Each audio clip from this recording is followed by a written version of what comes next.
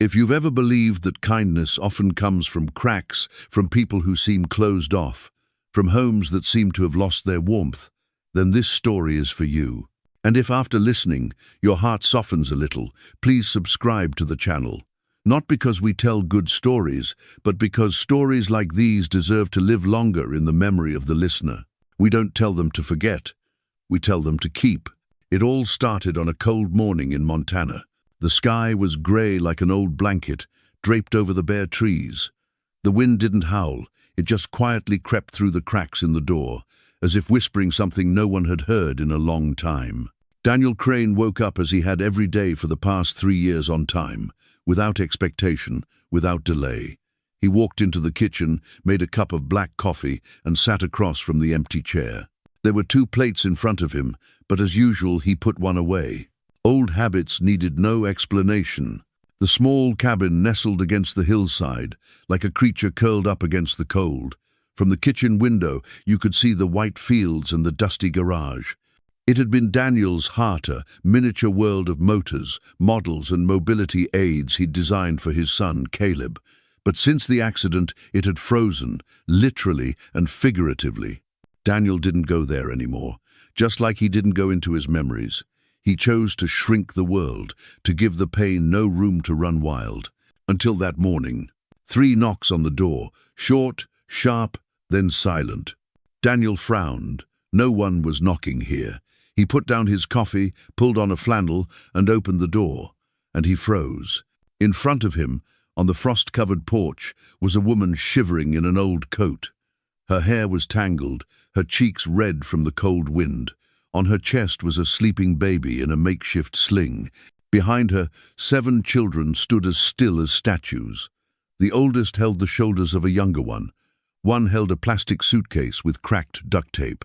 Another was barefoot in the snow. The woman looked up. Her voice was soft and distant. "Are you Daniel Crane?" "I am," Daniel said, his throat dry.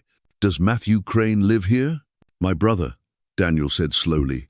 "He died 3 months ago." The woman bowed her head. "I see." Daniel looked at the children, wet and cold, tired, no one crying, no one complaining. They seemed to have learned that complaining doesn't make things better. "Who are you?" "Clara," she said. "I came to marry him." A gust of wind made Daniel shiver. He couldn't believe his ears. "Marry?" "We wrote. He promised to take me. And the children." All Daniel could think at that moment was, "I have a stable, dry. I'll bring down the blankets." Clara nodded. "Thanks." And as Daniel turned, got the oil lamp, and brought down some old blankets, he had no idea that what had just knocked on his door was not just a woman and 7 children. It was life. And somehow, he had opened the door. The first night, Daniel didn't sleep. He sat at the kitchen table, staring at the 4th chair, the little blue chair that had once belonged to Caleb. Outside, the wind howled along the wooden walls, but inside, everything was as quiet as if the house were holding its breath. In the stable, not far away, sat a strange woman and 7 children who were nameless to Daniel, but they didn't scream, bang on the door, or complain. They were just there. Their presence made his heart clench. He wondered what Caleb would say if he were alive. Maybe ask their names, show them the Legos, invite them to play. Caleb had a strange way of making things light, as if believing in the good was an unlearned reflex. Daniel pursed his lips. He hadn't learned his son's voice this well in months, and that made him more unsteady than the cold outside. The next morning, snow had begun to fall quietly. The snow was big, heavy, and wet, the kind that came not for show but to bury everything. The sky was darker, as if in warning. Daniel stood by the kitchen window, holding a cold cup of coffee, his eyes fixed on the barn where he'd put them. He'd told himself it was just for the night, but now he couldn't. The storm was coming, not the easy Montana kind. He pulled on his coat, boots, and hat and went outside. When he opened the barn door, the first thing he noticed was not the smell of straw, but of burning wood. Inside, Clara had made a makeshift stove out of metal barrels and old bricks. The children huddled under blankets, the older ones feeding the younger ones porridge, the younger ones flipping through old books. One was sweeping the straw into rows, as if cleaning his own house. Clara stood up when she saw him, her face flushed from the cold wind and the heat from the stove. "Good morning," she said softly as a breath. "Did you find any extra gas?" Daniel asked, looking toward the fire. "Okay, and thanks. You know, we can't go anywhere today." "I guess so." She smiled slightly, but didn't seem reassured. "I'll bring some more food and firewood," he said, turning to leave when a small voice called out behind him. "Uncle." Daniel turned. A boy, maybe 5, held out a piece of paper drawn in pencil on the back of an old paper bag. It was a picture of his house. There were 7 children and a woman on the porch. He was there too. The boy pointed to the picture. "This is our house now." Daniel took the paper, his throat tightening. He nodded, trying to swallow something that was rising, and walked home before anyone saw his tears. That afternoon he brought down an old electric stove, a sack of flour, some cans of peaches, and a carton of powdered milk. Clara made flatbread, frying it hot on the stove, the aroma lingering like a childhood memory. The children ate in silence, but their eyes always looked at him every time he entered. No fear, no expectation, just looking, as if they were learning to read adults with their eyes. By evening, snow had covered the roof of the stable. The sky was almost shapeless. Daniel turned on the old radio. The weather forecast said the next 3 days would be harsh, with temperatures dropping below -20. He glanced at the white fields, then back at Caleb's little chair. Thin layers of dust still covered the backrest. In his heart he knew Clara and the children couldn't stay out there, not because he felt sorry for them, but because he knew what it felt like to have a house without laughter, without life. He had lived in that cold. The cold didn't come from the snow. The cold came from the absence. He cleaned the living room, pulled an old mattress from the attic, unlocked the bedspread for the first time in 3 years. The scent of lemon and lavender was still in the fabric. He spread the blankets, turned on the heater, and went to the stable door. "Pack up," he said. "We'll sleep in the house." Clara didn't ask. She just nodded, quietly arranging. When they got inside, the children went one by one to the bathroom, washed their hands, brushed their teeth with the toothbrushes Daniel had just bought. Clara held the baby, singing a lullaby that Daniel didn't understand the words to, but he could hear the emotion. Daniel sat in the kitchen at midnight, silent. He thought about Matthew's voice, about the letter he'd never read, about the silent garage. Outside, the storm was raging. Inside, the fire was burning.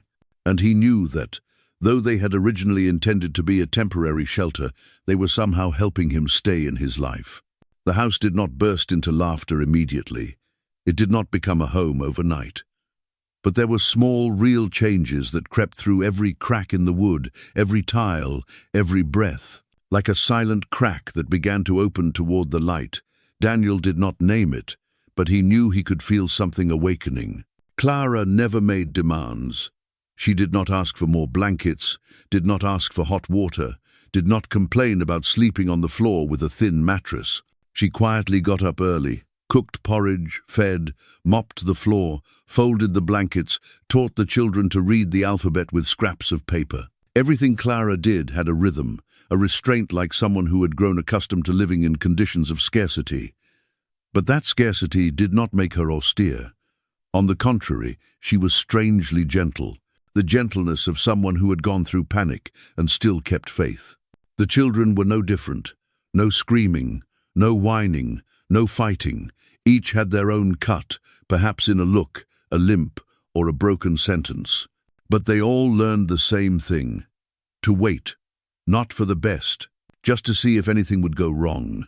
The way they looked at Daniel as he handed each of them a glass of warm milk or placed an extra towel on the back of a chair, it was as if they were listening to an unspoken language.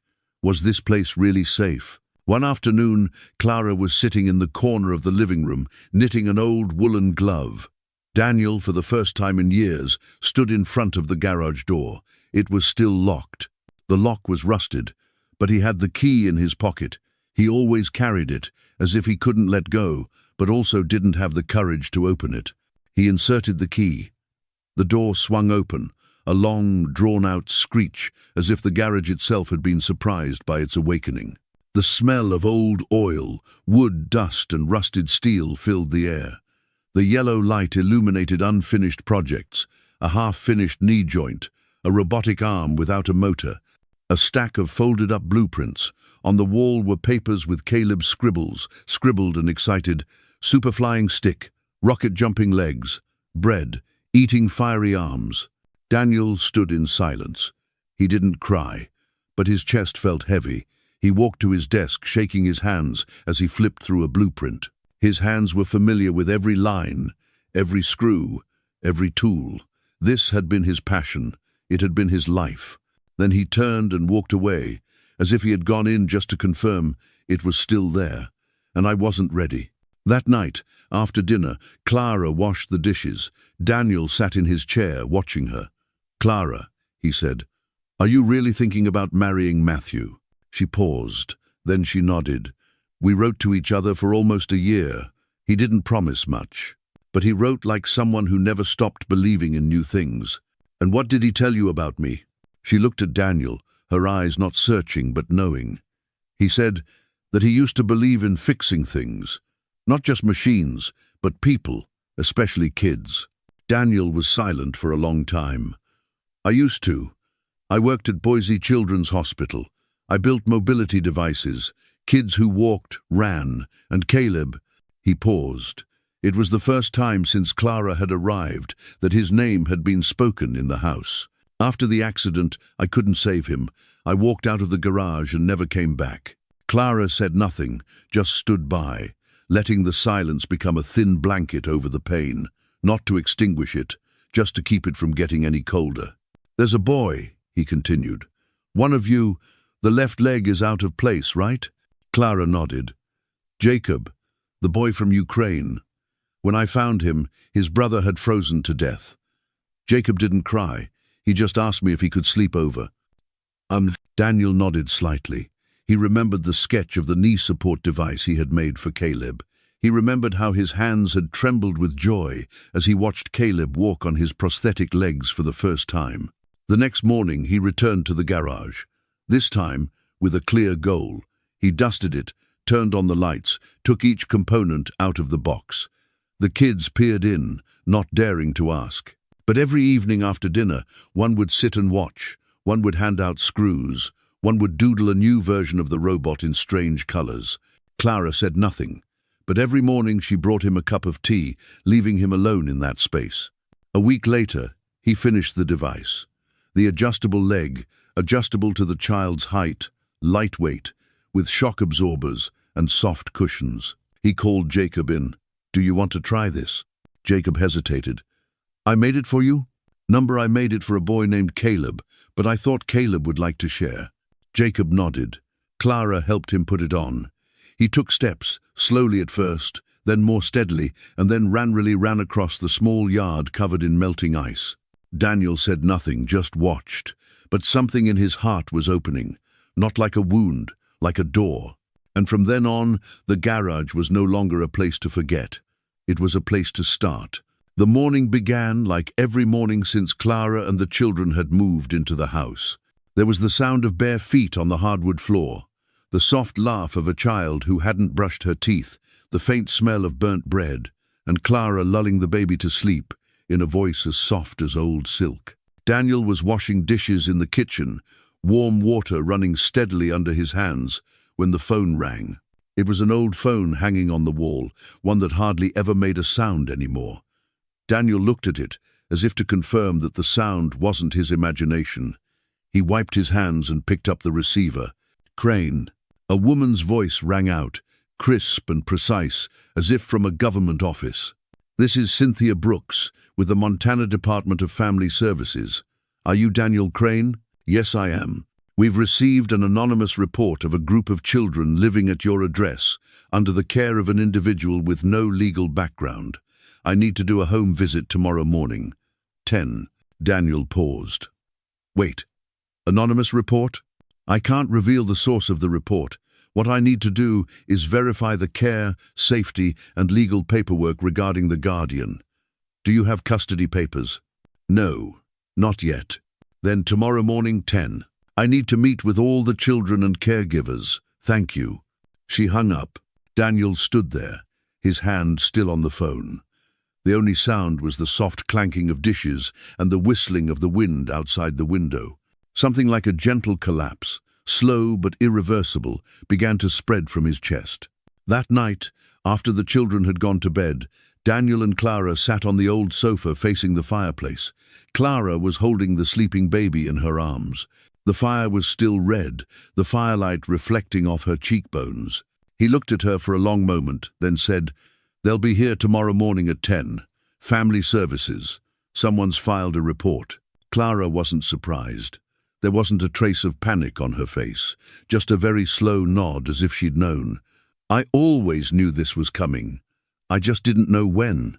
They could take you away, separate you, send you to immigration, deport you." "No." She held the baby tight, as if that feeling was the only thing keeping her grounded. "There has to be a way," Daniel repeated. "There has to be." "There's not enough time," Clara said quietly. Daniel jumped to his feet and began pacing the room like a caged animal. "If there's no paperwork, then there's got to be affidavits or a guarantee or something." He paused. The thought flashed through him like lightning. Then it stopped there. "Clara," he turned. "And if I were to sponsor you?" She looked up, her expression a mixture of shock and fear. "I mean, if I were to be the one. If I chose not to have you as a temporary partner." Clara swallowed. "You're talking about marriage. We don't have time to think about it like in the movies. But I know I don't want to lose you. I don't want the kids to be separated. And I know I've never felt anything like I did when you came into my life." Clara looked at him as if she were measuring the true depth of his words. Then she set the baby down on the chair, stood up, and walked closer to him. "You'd do that just for us?" "No," he said. "For me." She let out a breath, the first all evening, with something between relief and dread. "Then tomorrow morning," she said, "we'll welcome them as family." Daniel didn't sleep that night. He sat at the kitchen table, pen in hand, filling out pages and pages of temporary paperwork for adoption, sponsorship, and guardianship. The forms were too long, too detailed, too many blank spaces where he had to write, "Unclear, in progress, to be provided." But he wrote, in bold capital letters, with a final signature that was bold and shaky. The next morning, 9:45, the house was as neat as if the children had never lived there. Clara had combed their hair, and they were wearing their best sweaters. The tables and chairs were neatly arranged. Daniel wore a seldom-used white shirt, creased at the sleeves and smelling of old laundry detergent. At exactly 10 o'clock, a white SUV pulled up in front of the door. A tall, thin woman with her hair tied back and a clipboard in her hand knocked 3 times. "Are you Danielle Crane?" "Yes, come in. I'm Cynthia Brooks, Department of Family Services. I need to see the children and their guardians." Clara emerged from the hallway, baby in her arms, 6 children lined up behind her like a small choir. "We've been here 18 days, Daniel said, "and I'm legally sponsoring the children, and Clara, I'm sponsoring her." Cynthia looked around the room, her eyes appraising. "Do you have any documentation?"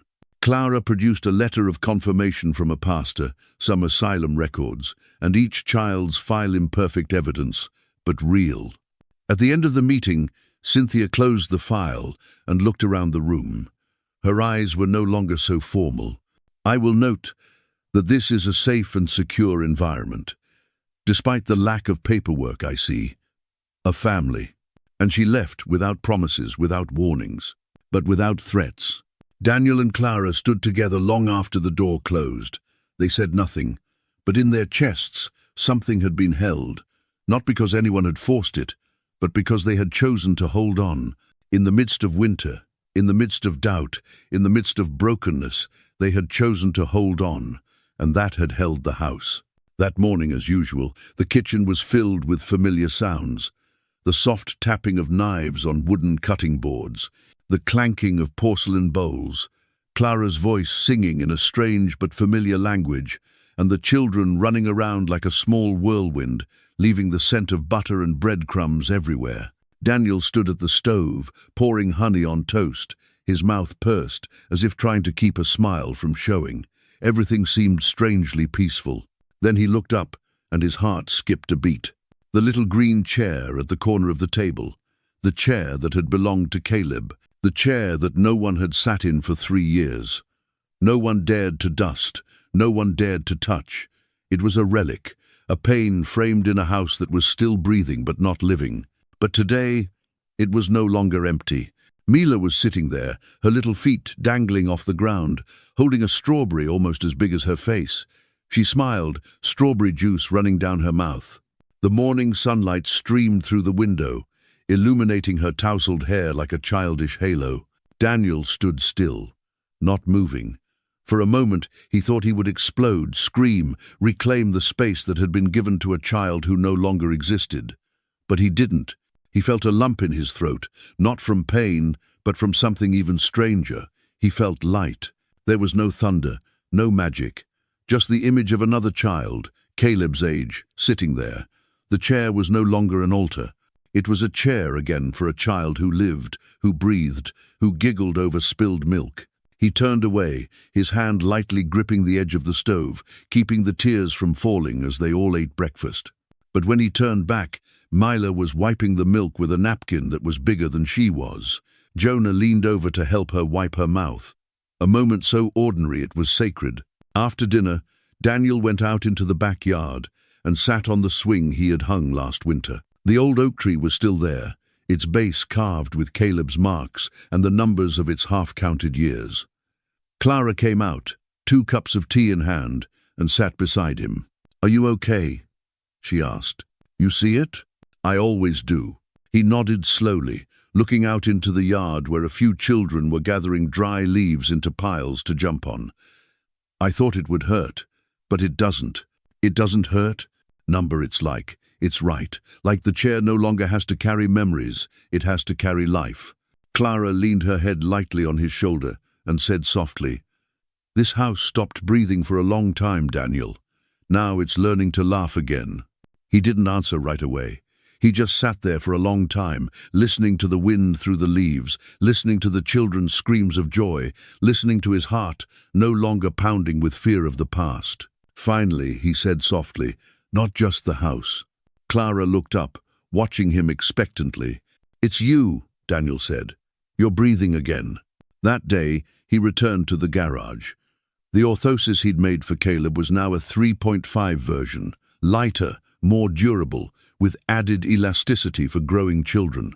He gave it a final check, then called Jacob. The boy, with his slightly misaligned leg from a wartime accident, tiptoed into the garage. "Want to try it?" Daniel asked. Jacob nodded, his eyes half believing, half surprised. Daniel knelt down, strapped the device to the boy's leg, tightened the joints, checked his balance, tried taking a few steps. Jacob took a step, 1 step, 2 steps, then he started running, then he laughed, no longer afraid of falling. Clara stood at the garage door, her eyes sparkling. "This was for Caleb," Daniel whispered. "But I think he's found another pair of legs to walk on." Clara said nothing. She didn't need to. It was all there in that look. That night, after the children were asleep, Daniel put the blue chair back in its place. But this time, he didn't dust it. He didn't care for it like an antique. He just pulled it close to the table, making sure it would never be empty again. The chair had been a symbol of loss. Today, it was a seat of continuity. Caleb wasn't replaced, but the pain was divided, diminished, diluted, making room for something new. And that was what saved Daniel.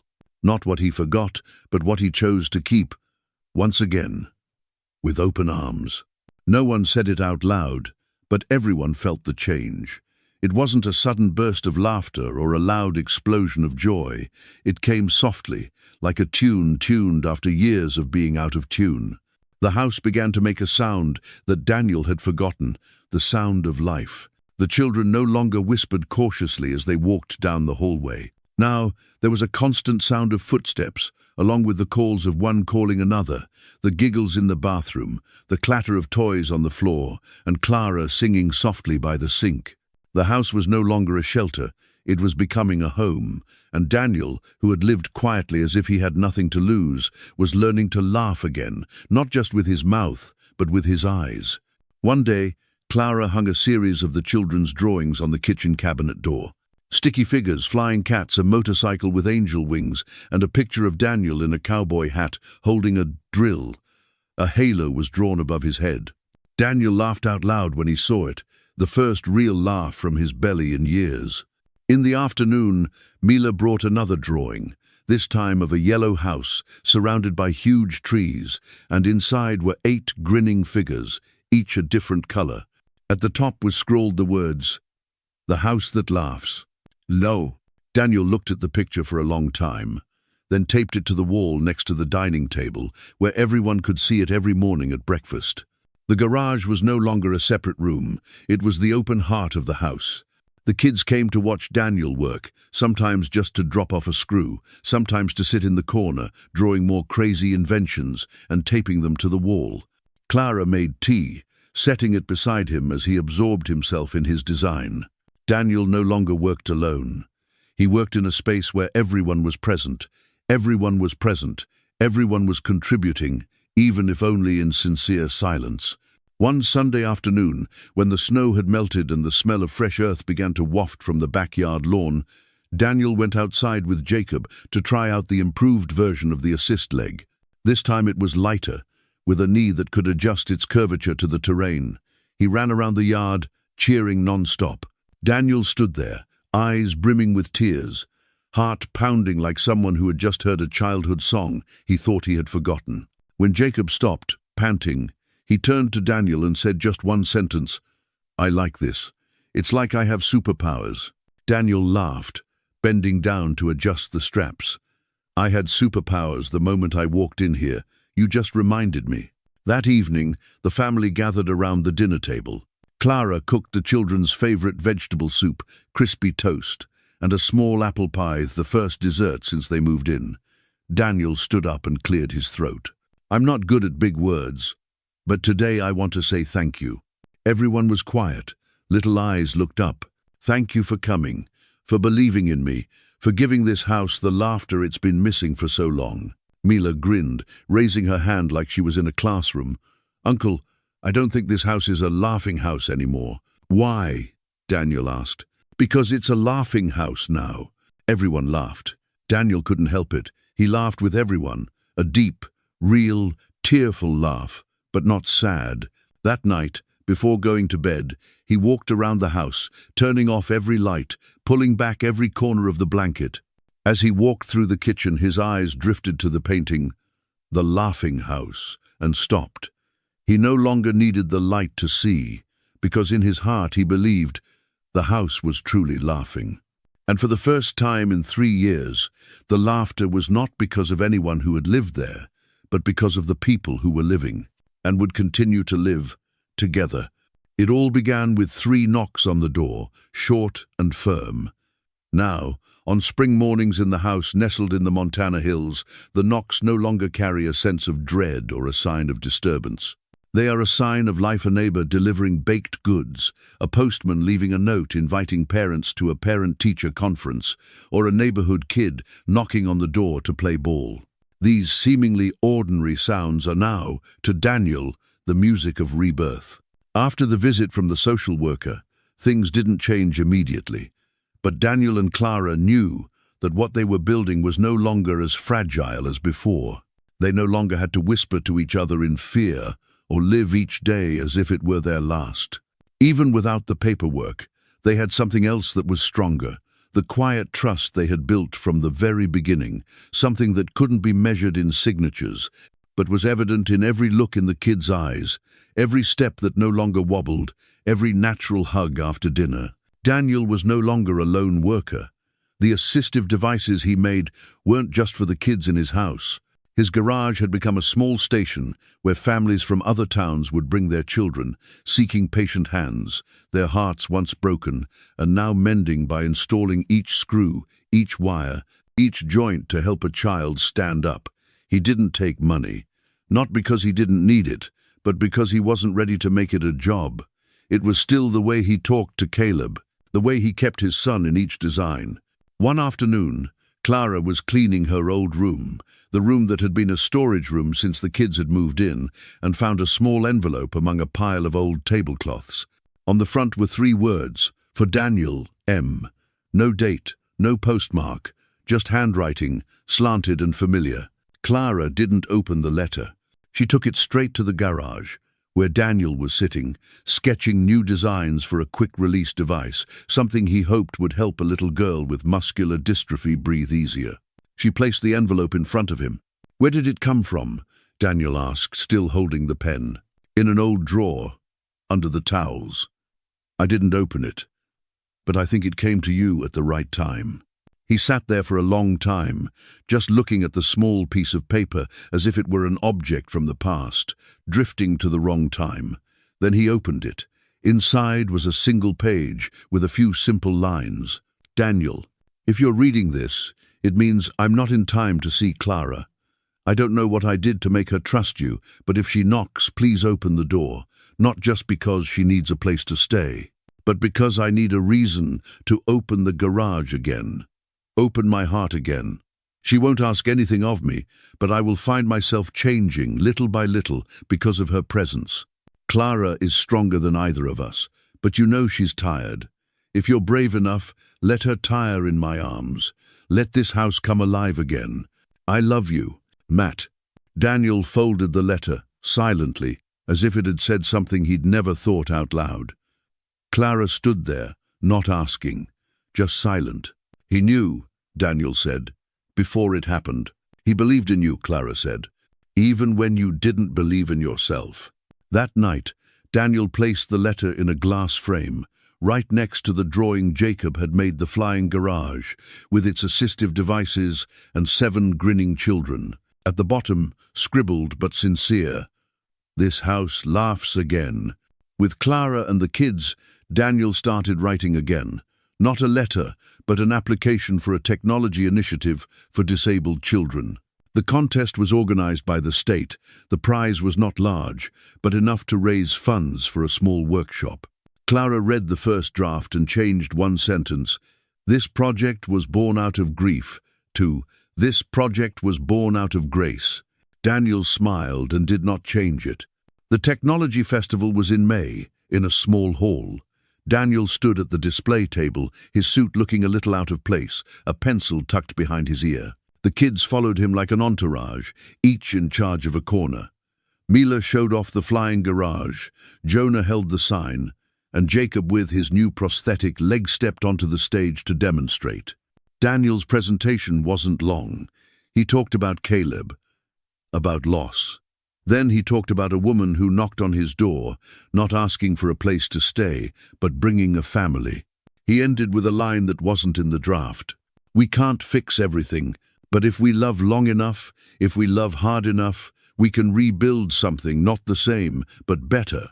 He didn't need to win. But when the first prize was announced, Daniel looked down at Clara. She was crying, not loudly, not dramatically, but with a look that he knew for sure. She had chosen to stay forever.